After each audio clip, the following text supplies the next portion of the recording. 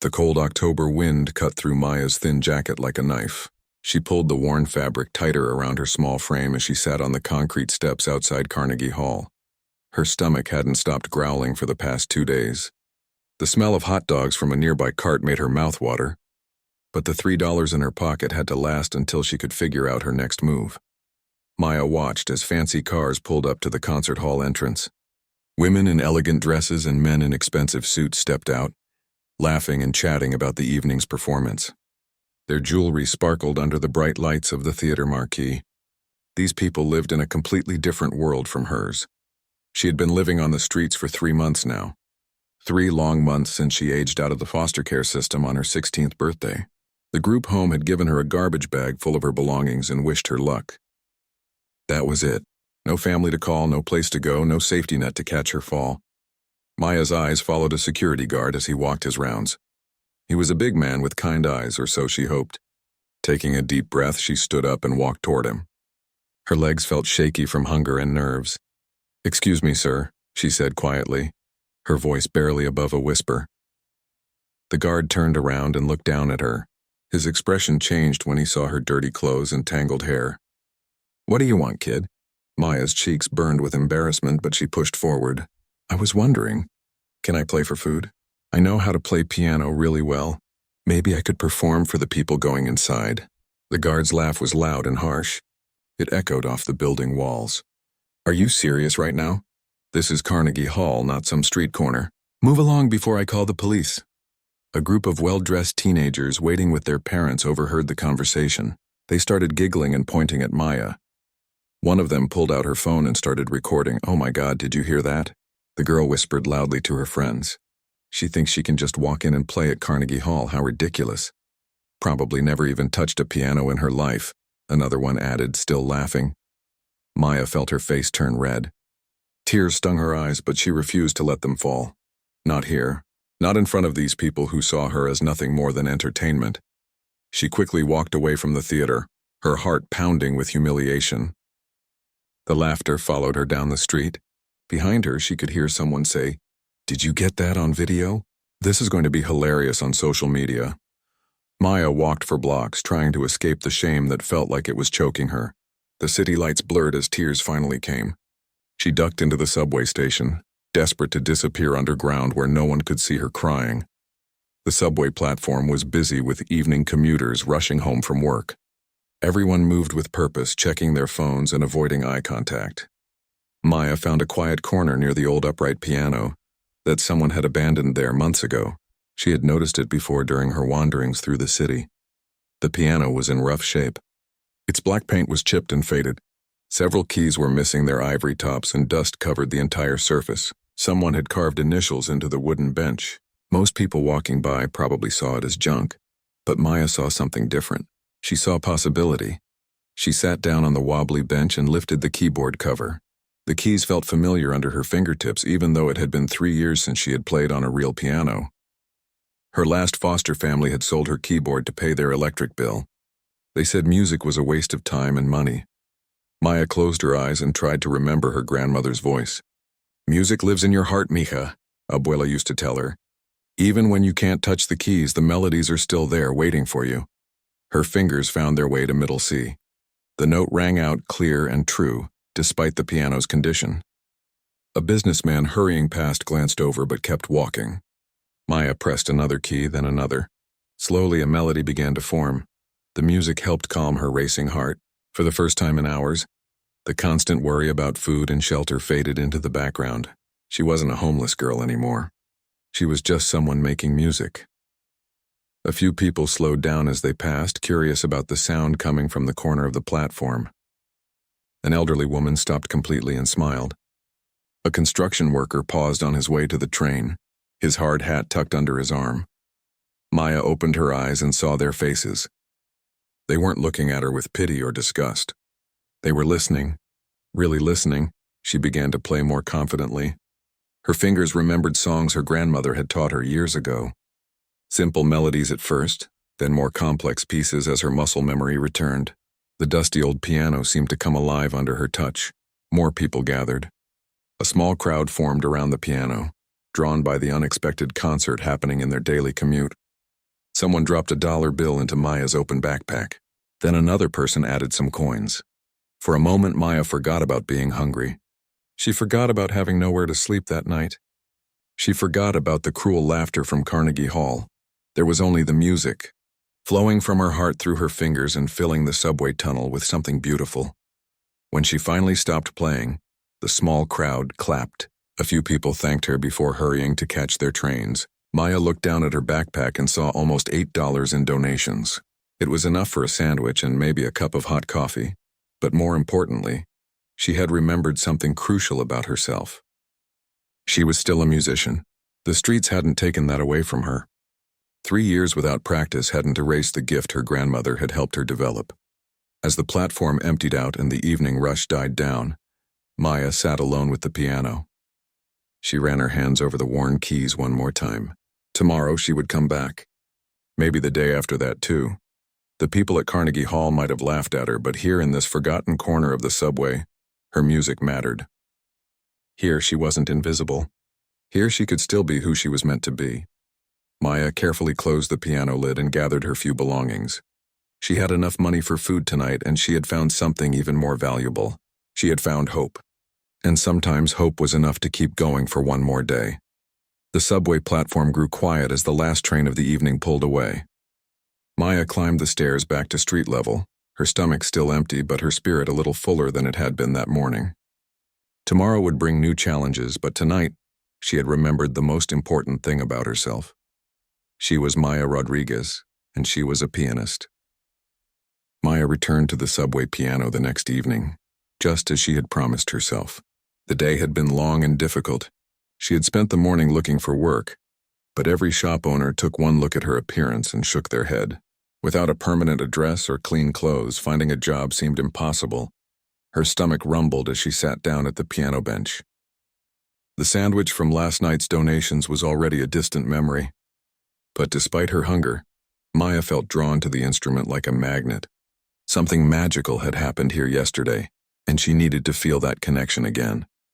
As her fingers touched the keys, memories began flooding back like water through a broken dam. She was 5 years old again, sitting on a phone book so she could reach the pedals of her grandmother's old upright piano in their tiny apartment in Queens. "Put your fingers like this, mija," Abuela would say, gently shaping Maya's small hands on the keyboard. "The piano doesn't want to be hit. It wants to be loved. Touch the keys like you're petting a cat." Maya smiled at the memory. Her grandmother had the strangest way of explaining music, but somehow it always made perfect sense. "Music is not about playing the right notes," Abuela would tell her during their daily lessons. "It's about making people feel something. The heart knows music better than the brain ever will." Those afternoon lessons had been the best part of Maya's childhood. While other kids watched cartoons after school, Maya sat at the piano bench learning to make magic with her fingertips. Her grandmother never pushed too hard or got angry when Maya made mistakes. Instead, she would say, "Even the birds sing wrong notes sometimes, but they keep singing anyway." Maya began playing one of the first songs her grandmother had taught her, a simple melody called Moonlight Lullaby.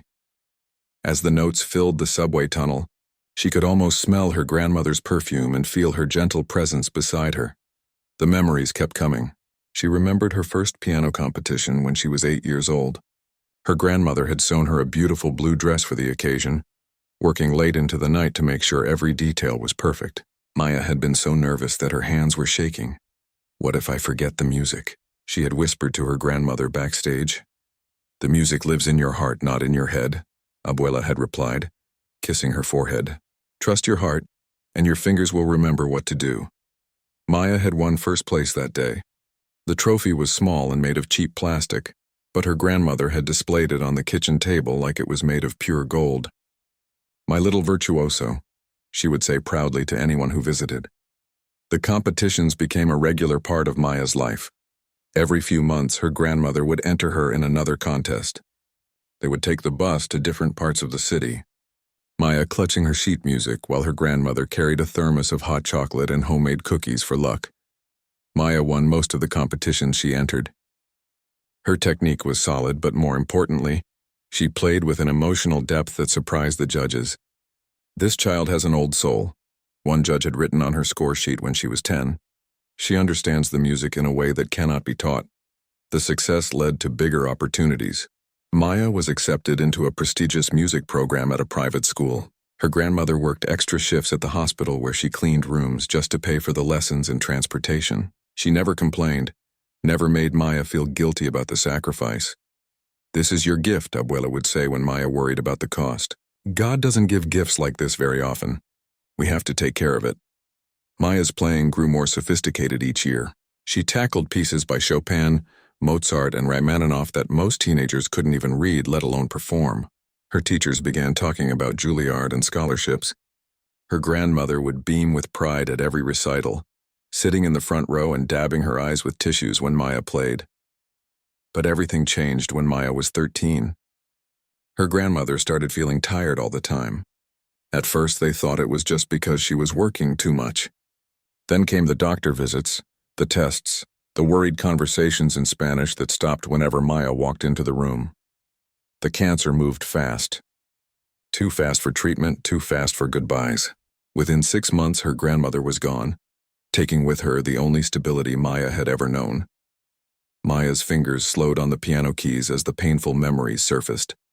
After her grandmother's death, she had been placed in foster care. The first family was nice enough, but they had 4 other kids and no room for a piano.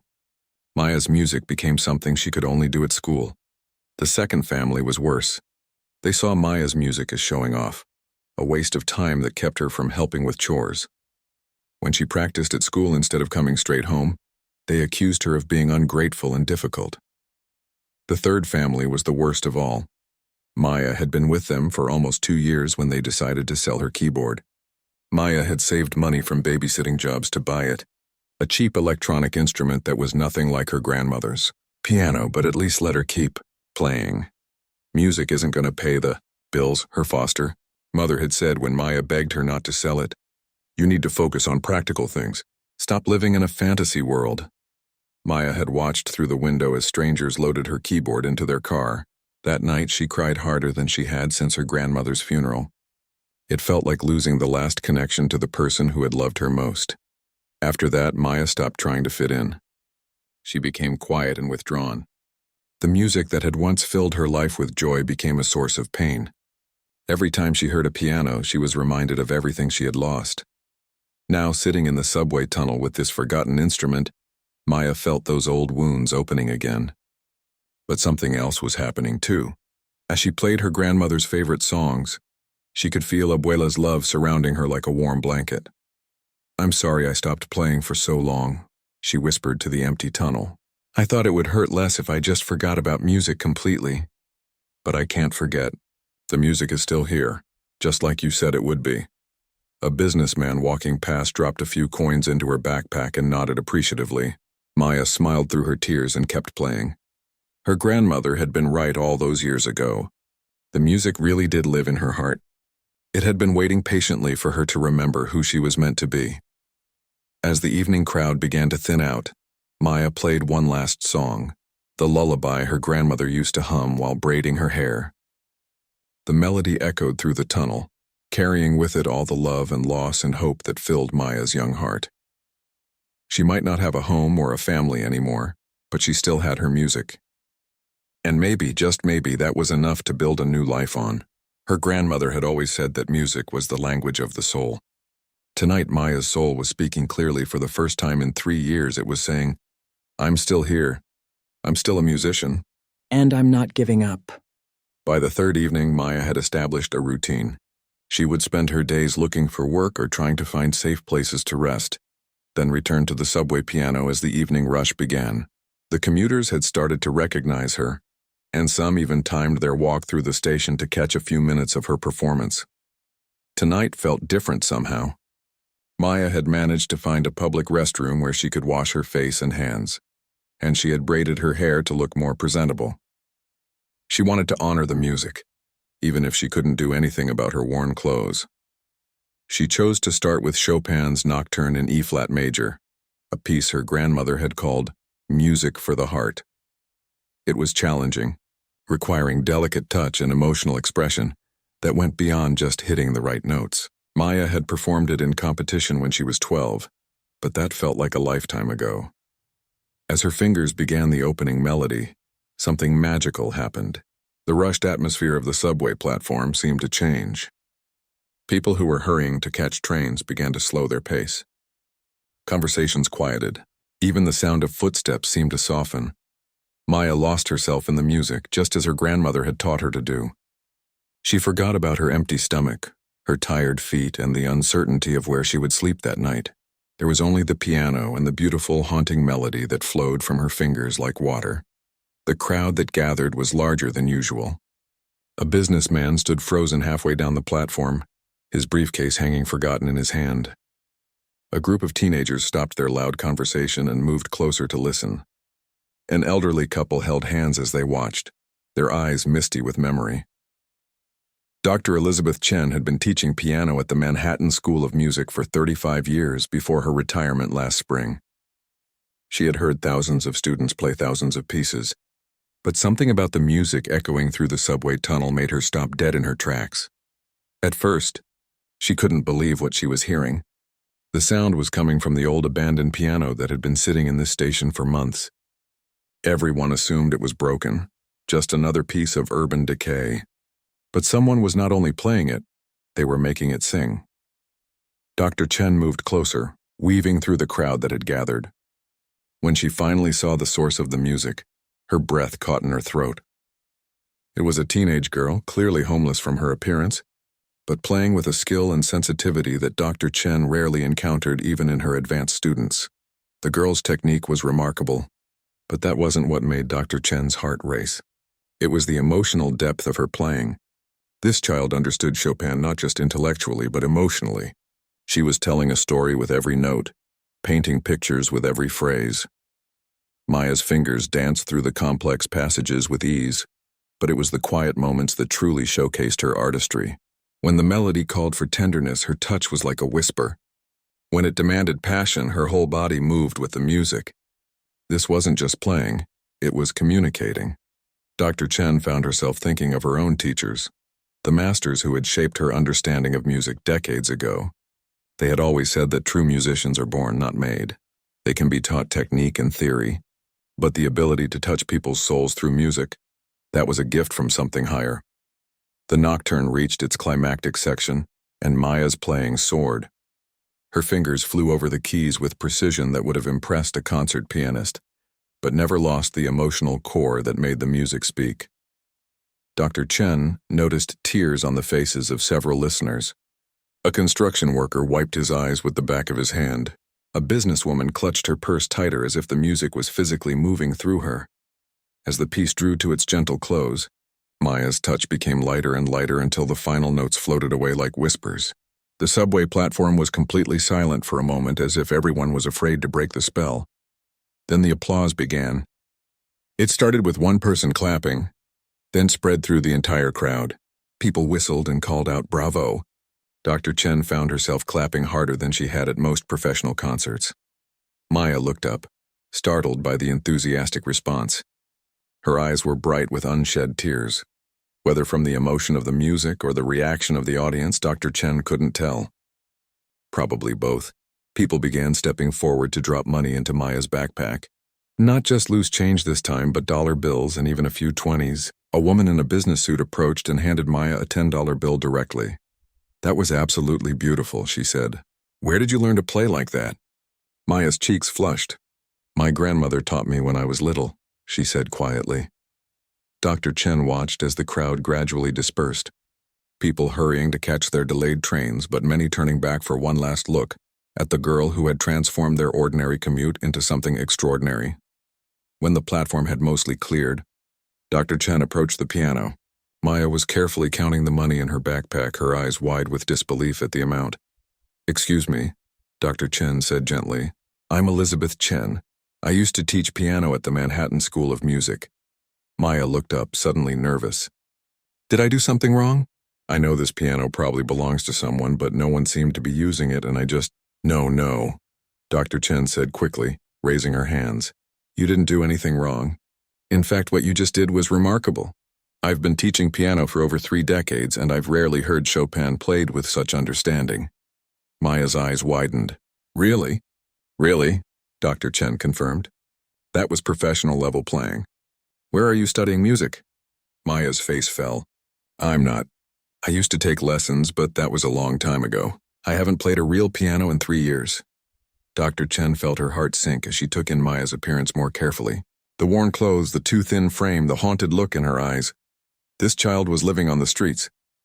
Would you mind if I asked where you learned to play like that? That kind of musical maturity doesn't come from nowhere.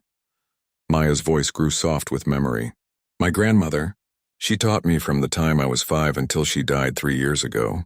After that, I went into foster care and... She trailed off, not wanting to burden this kind stranger with her story. Dr. Chen's mind was racing. This girl had natural talent that couldn't be taught, combined with obvious training that had been interrupted by tragedy. And here she was, playing for subway donations on a broken-down piano. What's your name? Dr. Chen asked. Maya Rodriguez. Maya, I know this might sound strange, but would you be interested in talking more about music? Maybe over a cup of coffee? I'd love to hear more about your grandmother's teaching. Maya hesitated. Too many adults had made promises they didn't keep. Too many people had let her down when she needed them most. But something in Dr. Chen's eyes reminded her of her grandmother. The same genuine interest. The same respect for music. I don't have much money for coffee, Maya admitted. My treat, Dr. Chen said immediately. There's a diner just a block from here. And Maya? She waited until the girl met her eyes. What you have is special. Very special. I'd like to help you figure out what to do with it. As they walked toward the subway exit together, Dr. Chen couldn't shake the feeling that she had just witnessed something extraordinary. In her years of teaching, she had encountered many talented students. But this homeless teenager playing on a forgotten piano in a subway tunnel had something that couldn't be taught in any conservatory.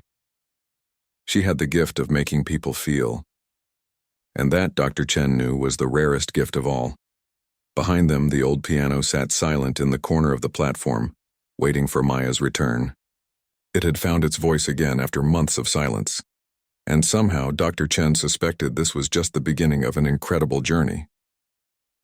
The diner was warm and bright, a sharp contrast to the cold subway tunnel. Maya slid into the vinyl booth across from Dr. Chen, her hands wrapped around a steaming mug of hot chocolate. It had been weeks since she had sat in a real restaurant, and the simple comfort of it made her throat tight with emotion. Dr. Chen ordered coffee and a plate of sandwiches, noticing how Maya tried to hide her hunger. Please eat, she said gently. I can tell it's been a while since you've had a proper meal. Maya took a tentative bite of the turkey sandwich, then another. As her immediate hunger was satisfied, she began to relax slightly. Dr. Chen waited patiently, understanding that trust would take time. Tell me about your grandmother, Dr. Chen said finally. She must have been an extraordinary teacher. Maya's eyes lit up for the first time since they had met. Abuela wasn't really a professional teacher or anything. She cleaned rooms at Mount Sinai Hospital, but she had this old piano that had belonged to her mother and she played beautifully. She took another sip of hot chocolate before continuing. When I was little, I used to sit under the piano while she played.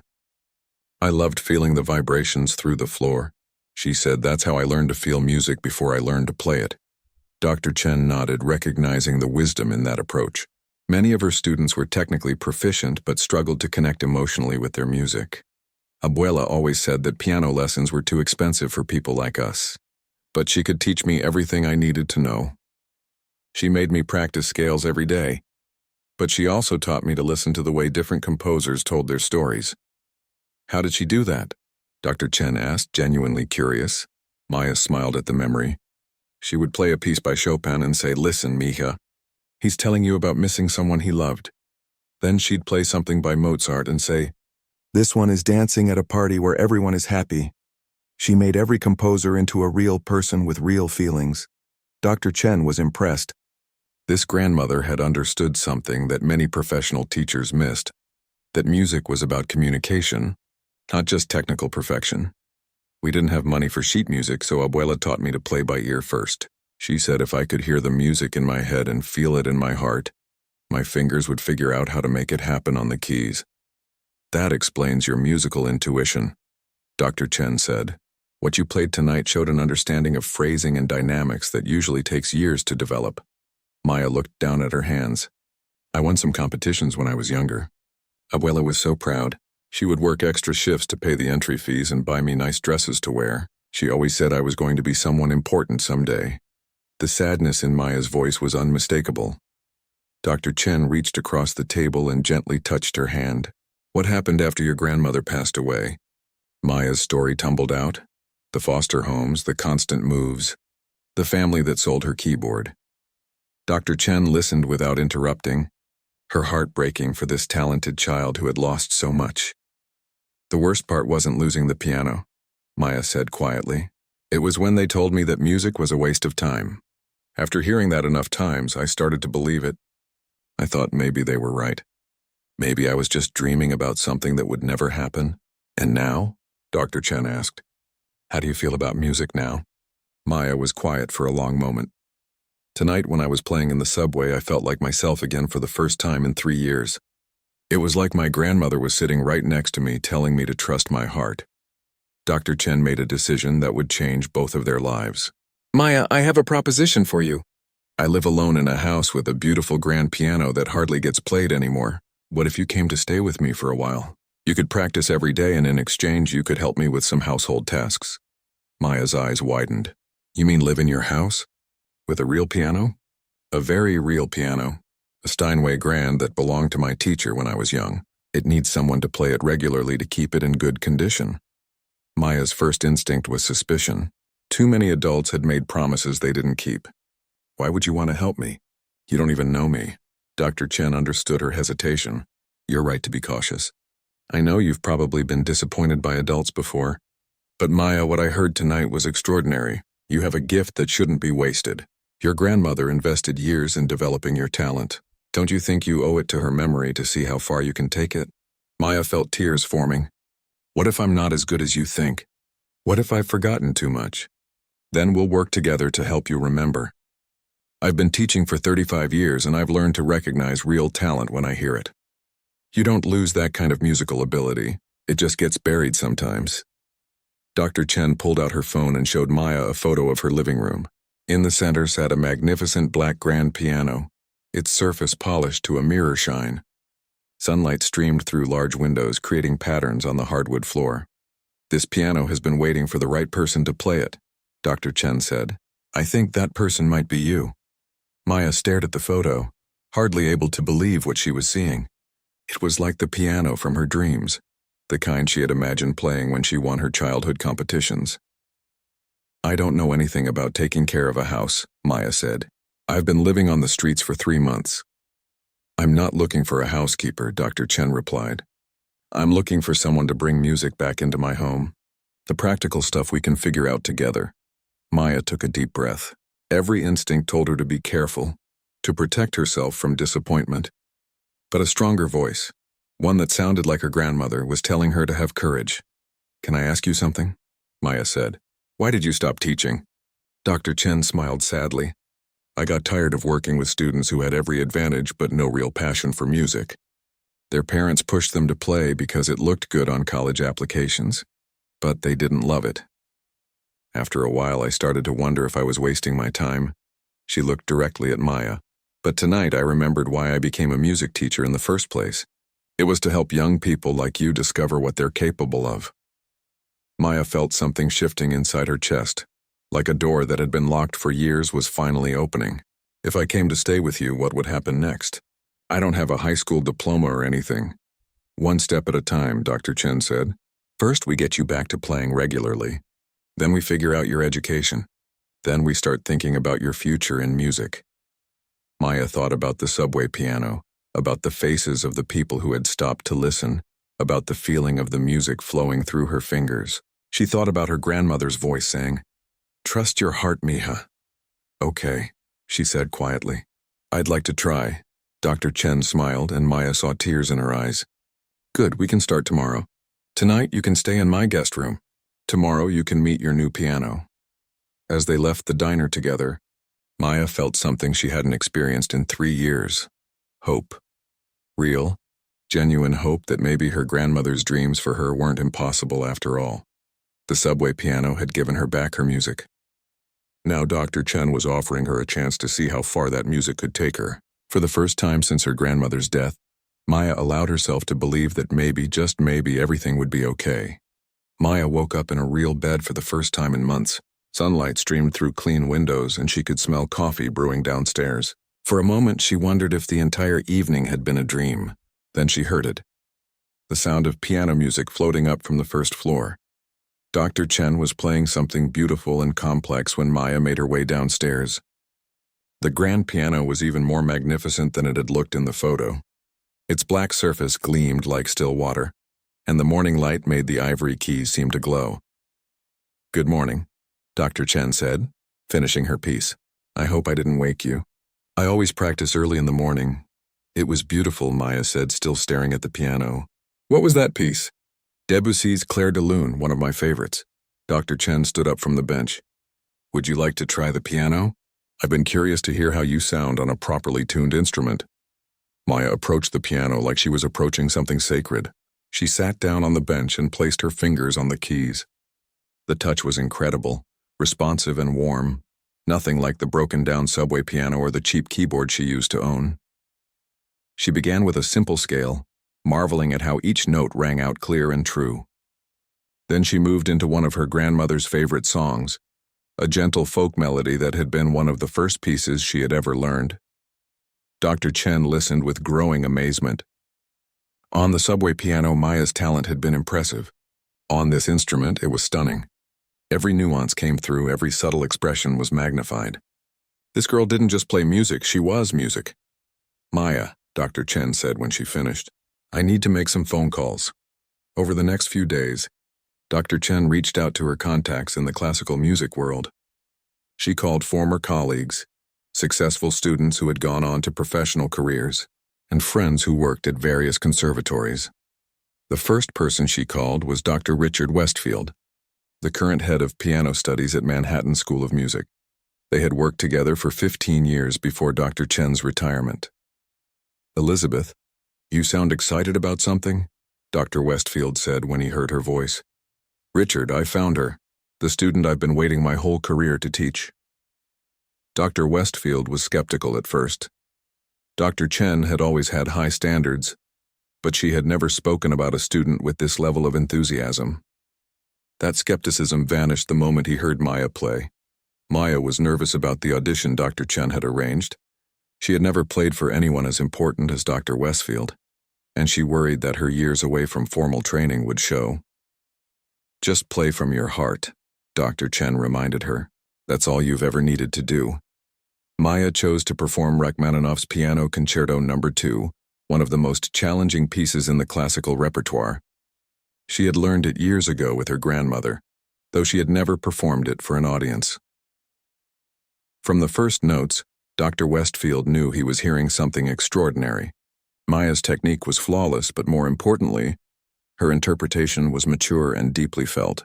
She understood the emotional landscape of the music in a way that most conservatory students never achieved. When she finished, there was silence in the room. Dr. Westfield was wiping tears from his eyes. "How long has it been since you've had formal lessons?" he asked. 3 years, Maya answered quietly. 3 years, he repeated, shaking his head in amazement. "Elizabeth, this girl has to audition for our program. When can she start?" But there were complications. Maya didn't have a high school diploma. She had no permanent address on file. Her foster care records were scattered across multiple agencies. The practical barriers seemed overwhelming. Dr. Chen refused to be discouraged. She contacted an old friend who ran an accelerated GED program designed for young people in difficult circumstances. She helped Maya apply for emergency housing assistance. She even reached out to a lawyer who specialized in cases involving foster youth. Meanwhile, word was spreading through New York's classical music community about the subway prodigy. Dr. Chen had discreetly shared a recording she had made of Maya playing at her house. The video made its way to social media, where it quickly went viral. "Teen homeless girl plays classical piano like a master," read one headline. "The subway virtuoso. When talent triumphs over tragedy," read another. Local news stations picked up the story, and suddenly everyone wanted to interview Maya. The attention was overwhelming and not always positive. While many people were inspired by her story, others questioned whether it was real. Some online commenters suggested that her homelessness was fake, that the whole thing was a publicity stunt. How do we know she's really homeless? One person wrote on social media, "Probably just some rich kid whose parents are trying to get her into a good school." Maya read some of the negative comments before Dr. Chen could stop her. They stung worse than she had expected. After years of being invisible on the streets, suddenly being in the spotlight felt uncomfortable and scary. "I don't like this," Maya told Dr. Chen one evening, after a particularly nasty thread had gone viral. "Maybe we should just forget about the conservatory stuff. I could just keep playing in the subway." Dr. Chen sat down next to her on the piano bench. "Maya, do you remember what your grandmother used to tell you about music? That it was the language of the soul." "That's right. And your soul has something important to say. Don't let the noise from people who don't understand stop you from saying it." Dr. Chen pulled up a different social media thread on her phone. This one was full of encouraging messages from musicians around the world. A famous pianist from London had shared the video with the caption, "This is what real artistry looks like." A composer from Japan had written about how Maya's playing had moved him to tears. "For every person who doubts you, there are 100 who are inspired by you," Dr. Chen said. "Focus on the music, not the noise." Maya also had to confront her own self-doubt. She had spent 3 years believing that her dreams were impossible, that music was a luxury she couldn't afford. Now she was being told that not only were her dreams possible, but that she had the talent to achieve something extraordinary. The psychological adjustment was difficult. Maya would sometimes wake up in the middle of the night, convinced that everything was going to disappear. She would sneak downstairs to touch the piano keys just to make sure it was all real. Dr. Chen understood the struggle. She had seen it before in students who had overcome difficult circumstances. Success could be almost as challenging as failure when you weren't used to it. "It's okay to be scared," she told Maya during one of their evening talks. "Fear means you care about what you're doing. But don't let fear stop you from becoming who you're meant to be." Meanwhile, practical progress was being made. Maya was enrolled in the GED program and was catching up quickly on her missed education. Her natural intelligence, combined with her determination, made her an excellent student. The same security guard who had laughed at her outside Carnegie Hall saw her picture in a newspaper. He didn't recognize her at first. The clean clothes and confident expression made her look like a completely different person. When he realized who she was, he felt a pang of regret about how he had treated her. Dr. Chen arranged for Maya to audit some classes at Manhattan School of Music while she prepared for formal admission. Maya sat in the back of advanced theory classes, soaking up knowledge like a sponge. Her practical experience with music allowed her to understand concepts that other students struggled with. The other students were curious about her at first, then increasingly respectful as they heard her play. Maya's story became part of the school's folklore, the homeless girl who could outplay students, who had been training their entire lives. But perhaps the most important development was Maya's growing relationship with Dr. Chen. The older woman had become more than a teacher. She was becoming the maternal figure Maya had lost when her grandmother died. "I never thought I'd have a family again," Maya confided one evening as they sat together in the music room. "Music has a way of bringing people together who are meant to find each other," Dr. Chen replied. "Your grandmother sent you to me." "I'm sure of it." As winter turned to spring, Maya's confidence grew along with her technical skills. She was playing at a level that surpassed many professional musicians. More importantly, she was learning to trust herself and her abilities again. The road ahead was still challenging. Conservatory auditions were notoriously difficult, and competition for scholarships was fierce. But for the first time since her grandmother's death, Maya believed that her dreams might actually be possible. The subway piano had given her back her music. Dr. Chen had given her back her hope. Now it was time to see just how far her talent could take her. The conservatory audition deadlines were approaching fast, and Maya felt the pressure building every day. Dr. Chen had helped her prepare applications for Juilliard, Manhattan School of Music, and Curtis Institute, 3 of the most prestigious music schools in the country. Each application required not just exceptional playing, but also essays, transcripts, and recommendation letters. Maya stared at the essay question on her laptop screen. Describe how music has shaped your life and your goals for the future. How could she possibly explain everything that had led her to this moment? The loss, the homelessness, the rediscovery of her passion. It all felt too big for words. Dr. Chen found her struggling at the kitchen table one morning, surrounded by crumpled papers and empty coffee cups. "I don't know how to write this," Maya said, frustrated, tears in her eyes. "How do I tell them about living on the streets without making it sound like I'm asking for pity? How do I explain that I'm ready for this when I've missed 3 years of formal training?" "Tell them the truth," Dr. Chen said simply. "Tell them about your grandmother. Tell them about the subway piano. Tell them how music saved you, and how you want to use it to save others." While Maya worked on her applications, the media attention continued to grow. A video of her playing at Dr. Chen's house had gotten over 2 million views on various social media platforms.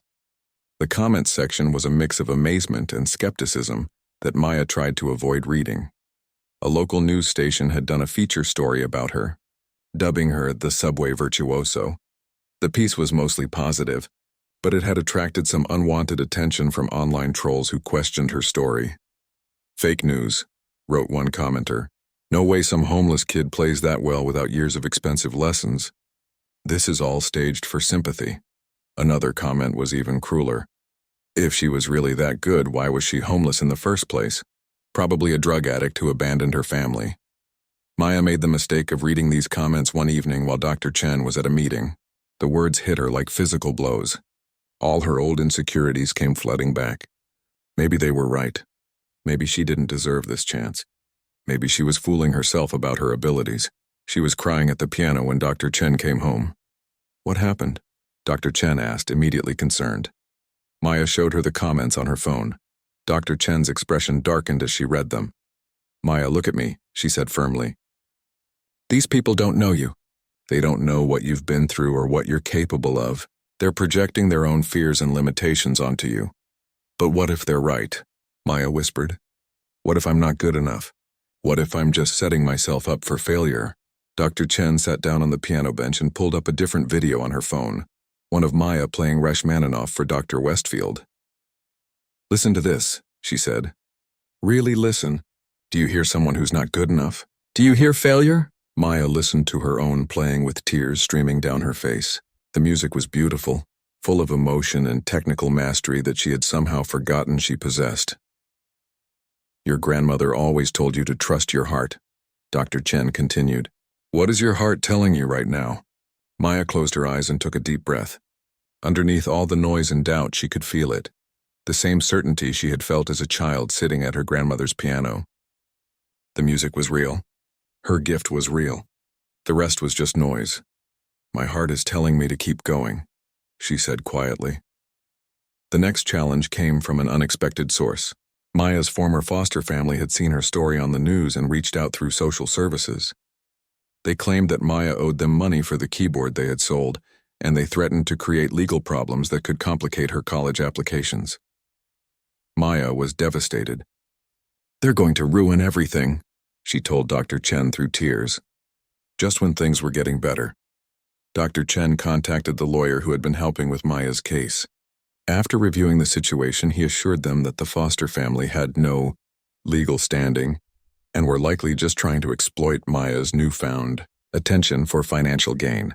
"This is, unfortunately, common when young people start to find success," he explained. "People from their past come out of the woodwork looking for money or attention. We'll handle this quietly and quickly." The incident shook Maya more than she expected. It reminded her how precarious her situation still was. How many people were ready to take advantage of her vulnerability? Dr. Chen decided it was time for Maya to meet some other young musicians who had overcome similar challenges. She arranged for Maya to perform at a benefit concert for homeless youth, where she would be joined by other artists who had risen above difficult circumstances. The night of the concert, Maya was nervous but excited. The venue was a small theater in Manhattan, filled with people who understood struggle and triumph. When Maya took the stage, she felt her grandmother's presence more strongly than ever. She had chosen to perform a piece she had never played publicly before, a composition of her own that she had written about hope surviving in the darkest times. The melody started soft and uncertain, like a person finding their way in the dark. Gradually, it grew stronger and more confident, building to a triumphant finale that left the audience on their feet. After the concert, Maya was approached by several other young musicians. A violinist named Carlos told her about growing up in foster care and finding his way to Carnegie Hall. A singer named Aisha shared her story of homelessness and addiction recovery. Maya realized she wasn't alone. There were others who had walked similar paths. The most important thing to remember, Carlos told her, is that your past doesn't define your future. What you've been through gives you something to say with your music that other people can't fake. Meanwhile, Dr. Chen was dealing with her own emotional journey. She had been a teacher for decades, but she had never formed such a personal connection with a student. Maya was filling a space in her life that she hadn't even realized was empty. "She's become like a daughter to me," Dr. Chen confided to her own former teacher, now in her 80s. "I'm almost afraid to hope too much for her auditions. What if she doesn't get in? What if all this preparation is for nothing?" "Elizabeth," her mentor replied, "you taught me long ago that our job as teachers isn't to guarantee outcomes. It's to help our students become the best versions of themselves. You've already done that for Maya. Whatever happens with the auditions, you've given her back her music and her confidence. That's worth more than any acceptance letter." As Maya's GED graduation approached, she reflected on how much her life had changed in just a few months. She had gone from sleeping in subway stations to preparing for auditions at the world's most prestigious music schools. But the most important change wasn't external. It was the return of her belief in herself. The graduation ceremony was small and simple, but Maya had never been prouder of an accomplishment. Dr. Chen sat in the front row beaming like a proud parent. After the ceremony, they celebrated with dinner at the same diner where they had first talked about Maya's future. "I have something for you," Dr. Chen said, pulling out a small wrapped box. Inside was a delicate silver necklace with a musical note pendant. "This belonged to my teacher," Dr. Chen explained.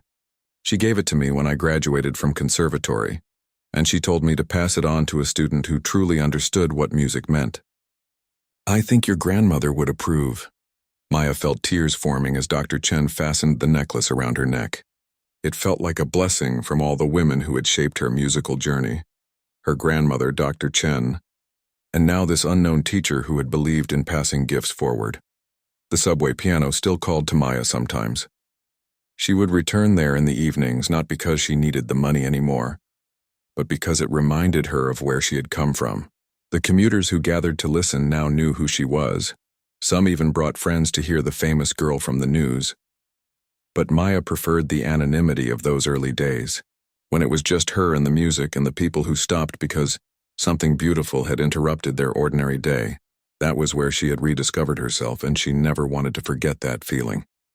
The audition dates were circled on the calendar in red ink. In just a few weeks, Maya would find out if her dreams were truly possible, or if she would need to find a different path forward. Either way, she knew she was ready to face whatever came next. The music had taught her that she was stronger than her circumstances. Now it was time to prove it to the world. The morning of Maya's Juilliard audition arrived gray and cold, with a light snow falling over Manhattan. Maya had barely slept the night before, running through her pieces over and over in her mind. She had practiced until her fingers were sore, but now there was nothing left to do except walk into that room and play. Dr. Chen made Maya a special breakfast, the same meal her grandmother used to make on competition days. Scrambled eggs with cheese, toast with honey, and hot chocolate with cinnamon. Maya could only manage a few bites. "I keep thinking about all the other people auditioning today," Maya said, pushing her eggs around on her plate. "They've probably been preparing for this their whole lives. They've had private teachers since they were 5. They've never missed 3 years of lessons." Dr. Chen sat down across from her. "Maya, do you remember the first time you played for me in the subway? What was it that made me stop and listen? I don't know. My technique, maybe? No. There were probably dozens of technically proficient musicians in New York that day. What made me stop was that you were telling a story. You were sharing something real and honest through your music. That's what they're looking for at Juilliard. Not perfection, but authenticity." They took the subway to Lincoln Center, the same train line where Maya had lived just months earlier. As they emerged from the underground station, Maya saw the Juilliard building looming in front of them, gleaming glass and steel that seemed to reach up into the cloudy sky. The waiting area was filled with young pianists from around the world. Maya had never seen so many expensive suits and dresses in one place. She felt suddenly conscious of her simple black dress, bought from a discount store with money Dr. Chen had insisted on giving her. She overheard conversations in languages she didn't recognize, as well as English spoken with accents from everywhere. These were clearly young people who had traveled great distances for this opportunity, many with their parents and private teachers accompanying them. "Look, there's the girl from the news," she heard someone whisper. "The homeless one." Maya's cheeks burned with embarrassment. She had hoped to blend in, to be judged only on her playing, but apparently her story had preceded her. A group of teenagers near the piano were looking at their phones and whispering. One of them, a boy with perfectly styled hair and an expensive suit, spoke loudly enough for Maya to hear. "I heard she's never even taken formal lessons. How is that fair to those of us who've been working with professional teachers our whole lives? If they accept her, it's just for the publicity." His friend nodded in agreement. "My teacher says they're probably going to lower their standards just to make themselves look good. It's not about talent anymore, it's about having a good sob story." Maya felt her confidence cracking. Maybe they were right. Maybe she didn't belong here. She looked around at all the other auditioners. They carried themselves with the assurance of people who had never doubted their place in the world of classical music. Dr. Chen must have seen the doubt in her eyes. "Maya, come with me for a moment," she said, leading her to a quiet corner of the waiting area. "I can hear what you're thinking," Dr. Chen said quietly. "You're wondering if you deserve to be here. You're comparing yourself to everyone else in this room." Maya nodded, not trusting her voice. "Let me tell you something about auditions," Dr. Chen continued. "The judges have heard thousands of technically perfect performances. They've listened to students who've had every advantage, every opportunity, every expensive lesson money can buy. Do you know what they're really looking for?" Maya shook her head. "They're looking for someone who can move them, someone who can make them forget they're sitting in an audition room and transport them somewhere else entirely. That's what you did for me in the subway tunnel. That's what you do every time you play." Maya's name was called sooner than she expected. Her heart hammered as she followed the escort down a long hallway to the audition room. Through the glass walls, she could see other pianists finishing their auditions, some looking confident, others appearing devastated. The audition room was smaller than she had imagined. With a beautiful Steinway grand piano in the center, 5 judges sat at a long table, their faces neutral and professional. Maya recognized Dr. Westfield among them, which gave her a small measure of comfort. "Good morning, Maya," said the head judge, a distinguished woman with silver hair. "We're pleased to meet you. Please take a moment to adjust the bench and get comfortable with the instrument." Maya sat down at the piano and ran her fingers over the keys. The touch was exquisite, even better than Dr. Chen's piano at home. She played a few scales to warm up, feeling the responsiveness of the instrument. "Whenever you're ready," the judge said. Maya had chosen to begin with Bach's Goldberg Variations, a piece her grandmother had always called mathematical poetry. As her fingers found the opening notes, she tried to block out everything else, the judges, the other auditioners. The weight of her dreams balanced on this single performance. The Bach flowed from her fingers with precision and grace. This was music that required both technical mastery and deep understanding of structure and meaning. Maya had spent months studying every aspect of the composition, but now she let her instincts guide her interpretation. She could feel the judges' attention sharpening as she played. The tentative expressions on their faces began to change to something like surprise, then genuine interest. Maya lost herself in the intricate mathematics of Bach's composition, each voice weaving in and out like conversations between old friends. When the Bach concluded, there was a moment of silence in the room. Then the silver-haired judge spoke. "That was quite beautiful. What's your next selection?" Maya had prepared 3 pieces for the audition, but she found herself making an unexpected decision. "I'd like to play something I composed myself," she said. "It's called Voices in the Dark." The judges exchanged glances. Original compositions weren't typical for auditions, but they nodded for her to proceed. This piece was Maya's most personal work, her musical autobiography written in notes and rhythms. It began with the loneliness and fear of her early days on the street, expressed through minor keys and uncertain rhythms. Gradually, it evolved to represent her rediscovery of music in the subway tunnel, then built to a triumphant conclusion that spoke of hope and possibility. As Maya played, she poured everything into the music. Her grief for her grandmother, her anger at the system that had failed her, her gratitude to Dr. Chen, and her dreams for the future. This wasn't just a performance. It was a confession, a prayer, and a declaration all at once. The room was completely silent when she finished. Maya looked up to see tears in the eyes of several judges. Dr. Westfield was leaning forward in his chair, his expression one of amazement. "Maya," the head judge said, her voice slightly hoarse with emotion. "In 30 years of conducting auditions, I've never heard anything quite like that. Your technical skills are impressive, but more importantly, you've reminded us why we fell in love with music in the first place." Another judge spoke up. "That composition, when did you write it?" "Over the past few months," Maya replied. "It's about my journey from the streets back to music." "And you've never had formal composition training?" Maya shook her head. "My grandmother always told me that music comes from the heart first. The technical knowledge can be learned, but the feeling has to be real." The judges asked her a few more questions about her background and goals, but Maya could tell that the musical portion of the audition had already told them everything they needed to know. As she left the audition room, Maya felt a strange mixture of exhaustion and exhilaration. She had given everything she had to that performance. Whether it was enough remained to be seen, but she knew she had stayed true to herself and her music. Dr. Chen was waiting in the lobby, her face anxious with concern. "How did it go?" "I played my own composition," Maya said. "I wasn't planning to, but it felt right in the moment." Dr. Chen's eyes widened. "Your voices in the dark piece?" "Maya, that was either very brave or very risky." "Maybe both," Maya admitted, "but Abuela always told me to trust my heart. My heart told me to share my real story through my music." As they walked out of the Juilliard building together, Maya felt different than when she had walked in. Regardless of the outcome, she had faced her fears and given her best effort. She had stood in one of the most prestigious music institutions in the world and played her truth. The notification letter would arrive in 2 weeks. Until then, all Maya could do was wait and continue practicing, preparing for whatever path her music would take her down next.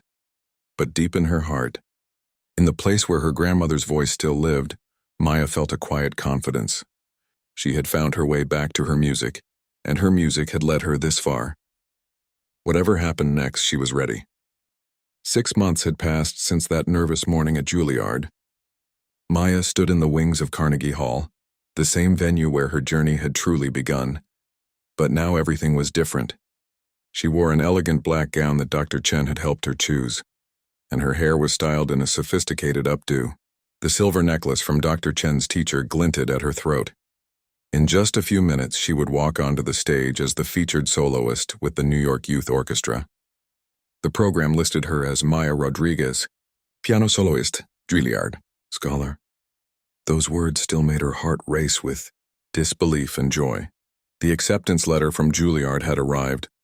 On a Tuesday morning in March, Maya had been too nervous to open it herself, so Dr. Chen had read it aloud while Maya hid her face in her hands. When Dr. Chen's voice broke on the words, "We are pleased to offer you a full scholarship," Maya had burst into tears that lasted for nearly an hour. But tonight wasn't just about her personal triumph. Tonight was about coming full circle, about proving that dreams deferred are not necessarily dreams denied. Maya peeked through the curtain at the audience filling the magnificent hall.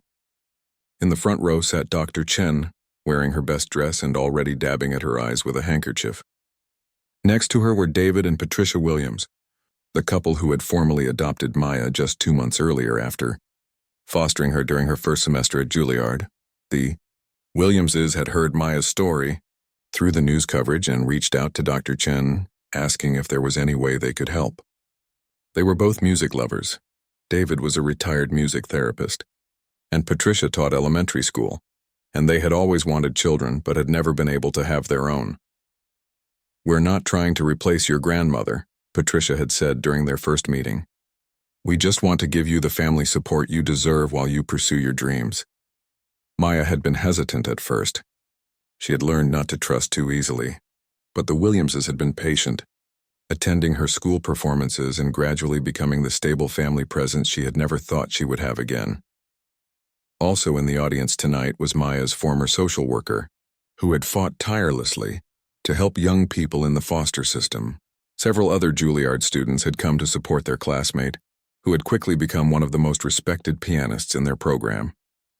And in the back of the hall, trying to blend in with the crowd, was the security guard from Carnegie Hall who had turned Maya away all those months ago.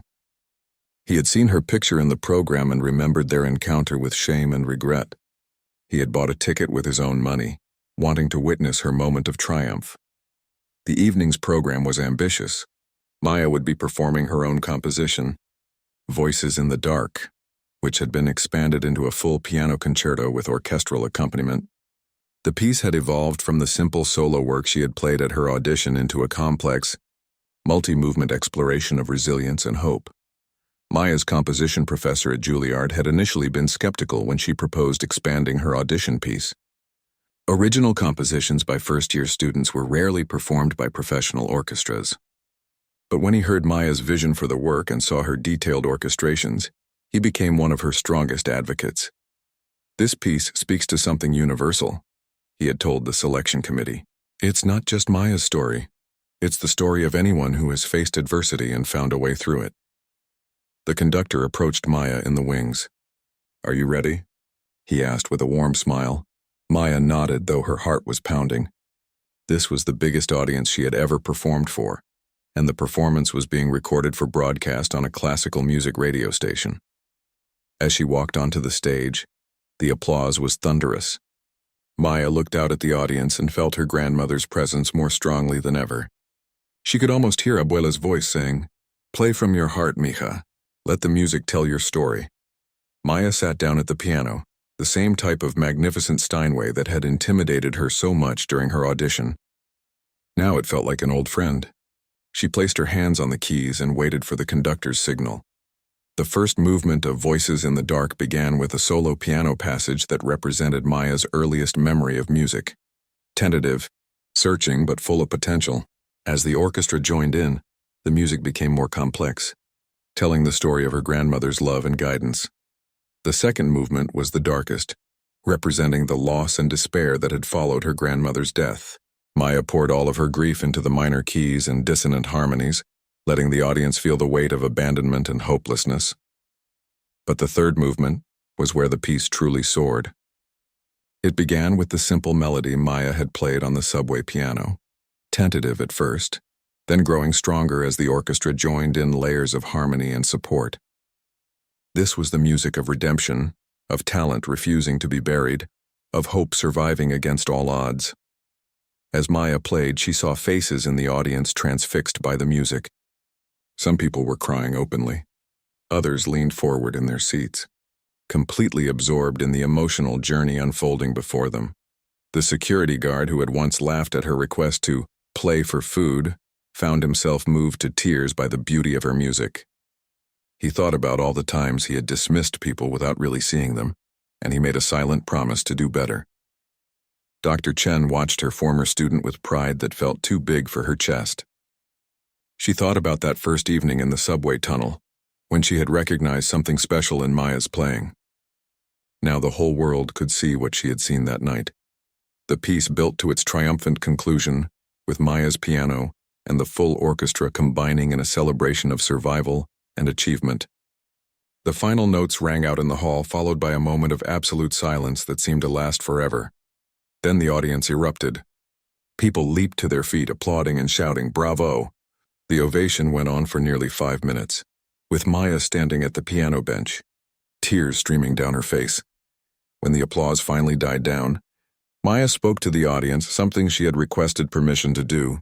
"This piece is dedicated to my grandmother, who taught me that music is the language of the soul," she said, her voice carrying clearly through the hall's perfect acoustics. "And to Dr. Elizabeth Chen, who reminded me to trust my heart. And to everyone who has ever felt invisible or forgotten. Your voice matters. Your story matters. Don't let anyone convince you otherwise." The audience responded with another standing ovation. Maya looked out at the sea of faces and felt overwhelmed by the love and support radiating back at her. After the concert, Maya was surrounded by well-wishers at the reception. Reporters wanted interviews. Music industry professionals offered congratulations. and fellow musicians praised her composition and performance. But the moment that meant the most came when the security guard approached her hesitantly. "Miss Rodriguez," he said quietly, "I don't know if you remember me, but I was working the door the night you asked about playing for food.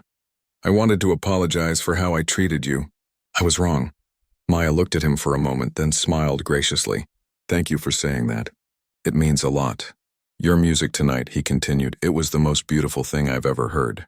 I'll never forget it." As the evening wound down, Maya found herself alone for a moment on the stage. The audience had left, but the crew was still cleaning up. She sat down at the piano one more time and played a simple melody, the lullaby her grandmother used to hum while braiding her hair. The sound echoed through the empty hall, just as it had echoed through their tiny apartment all those years ago. Maya closed her eyes and felt her grandmother's presence one last time. "We did it, Abuela," she whispered. "We really did it."